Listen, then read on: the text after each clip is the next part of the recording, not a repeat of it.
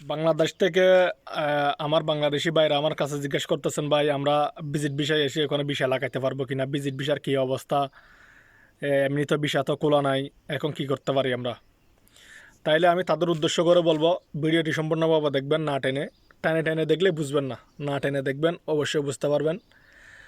আপনি যদি এখানে যদি ভিজিট ভিসা যদি আসেন, ভিজিট ভিসায় আসলে আপনি কোনো এখানে ভিসা লাগাইতে পারবেন না।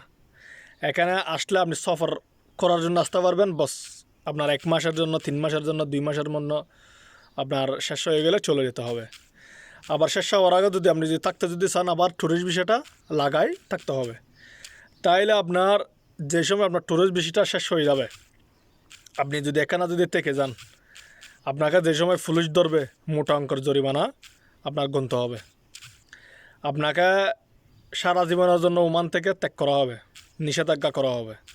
তো তার জন্য এমন ভুল কেউ করবেন না। এমনি যারা ওমান দেখার ইচ্ছা আছে, মরুভূমির দেশ যারা দেখার ইচ্ছা আছে, তারা আসবেন, দেখে চলে যাবেন, কোনো সমস্যা নেই এটা।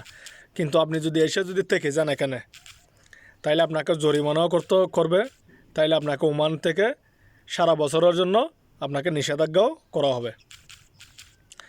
এই ভুল কাজগুলো কেউ করবেন না। অবশ্যই আসতে পারবেন না কেন?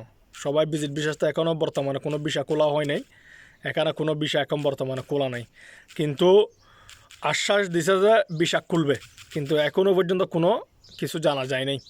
আশ্বাস দিছে যে হয়তো খুলবে, হয়তো অল্প কিছুদিনের মধ্যে হয়তো খুলতে পারে, এরকম খোলার সিদ্ধান্ত দিছে ওরা।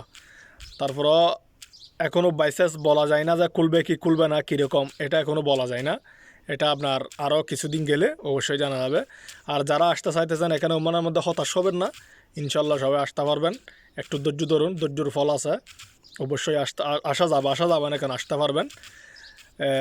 যে সময় ভিসাটা খোলা হয় অবশ্যই আসবেন। এখানে মনে করেন এখনও মানুষ বাড়তি, তার জন্য মনে হয় ভিসা খুলতেছে না। মানুষ একটু কমলে অবশ্যই ভিসা খুলবে। তো সবাই ভালো থাকবে, সুস্থ থাকবে, সবাই সাবস্ক্রাইব করে নেবেন। সবাইকে ধন্যবাদ। আসসালামু আলাইকুম।